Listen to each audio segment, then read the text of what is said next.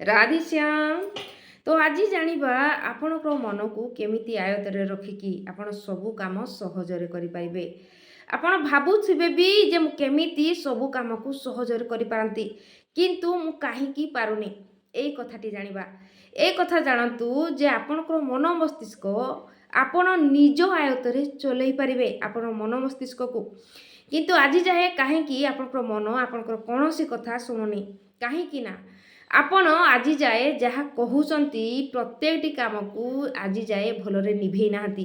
ହୁଏତ କହିଥାନ୍ତି ଆଜି ଏଇ କାମକୁ କରିବି, ସେଇ କାମକୁ କରିବି ଓ ଆପଣ ସେଇ ଜାଗାରେ ସେଇ କାମକୁ ଅଧୁରା ଛାଡ଼ି ଦିଅନ୍ତି।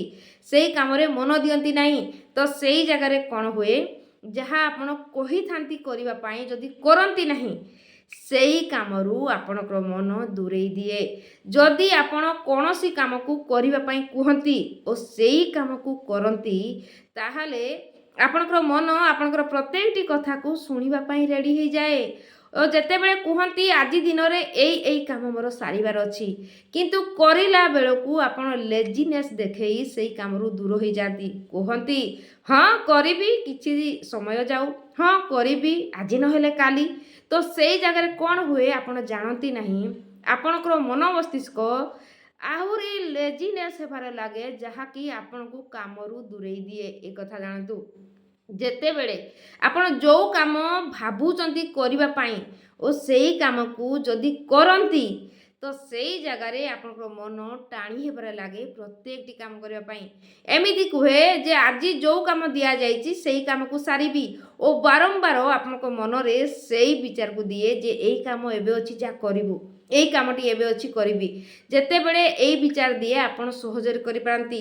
ତ ସେଇ ଜାଗାରେ କେଉଁଠି ଭୁଲ ରହିଲା ଯେ ଆପଣ ଯାହା କହୁଛନ୍ତି ଯଦି ପ୍ରତ୍ୟେକ ଦିନର କାମକୁ କରିନେବେ ଠିକ୍ ଭାବରେ, ସେଇ ଅନୁସାରେ ଯେଉଁ କାମ କହୁଛନ୍ତି ସେଇ କାମ କରୁଛନ୍ତି, ଯଦି କଣ୍ଟିନ୍ୟୁ ଆପଣ 21 ଡେ କରୁଛନ୍ତି, ଆପଣଙ୍କ ପାଖକୁ ଯେତେ ବଡ଼ କାମ ଆସିଲେ ମଧ୍ୟ ଆପଣ କରିପାରିବେ। କେମିତି?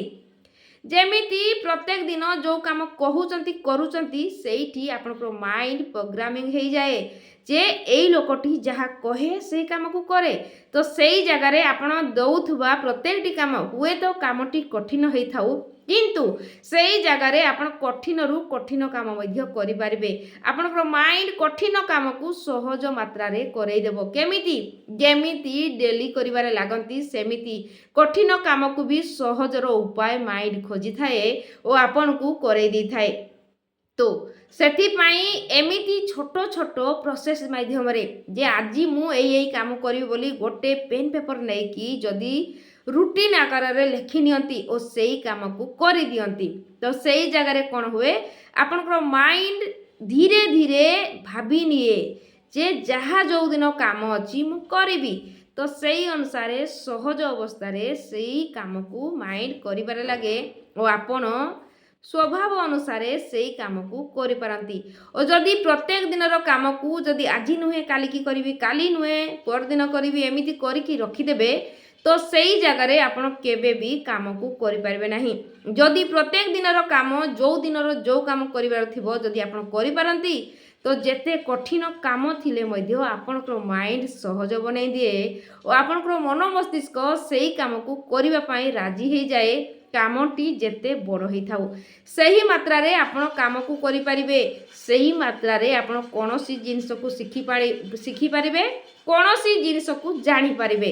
ଯଦି କଣ୍ଟିନ୍ୟୁ ଯେଉଁ କାମକୁ କରନ୍ତି ସେଇଠି ଆପଣଙ୍କର ମନ ମସ୍ତିଷ୍କ ଲାଗିଯାଏ ଓ ଆପଣଙ୍କୁ ସହଜ ମାତ୍ରାରେ ସେଇ କାମକୁ କରେଇଦିଏ। ତ ଏଇ ଟେକ୍ନିକ୍ ଆପଣ ଏମିତି କରିକି କରନ୍ତୁ, ଦେଖିବେ ବଡ଼ରୁ ବଡ଼ କଠିନ କାମକୁ ବି ସହଜ ଆକାରରେ ଆପଣ କରିପାରିବେ।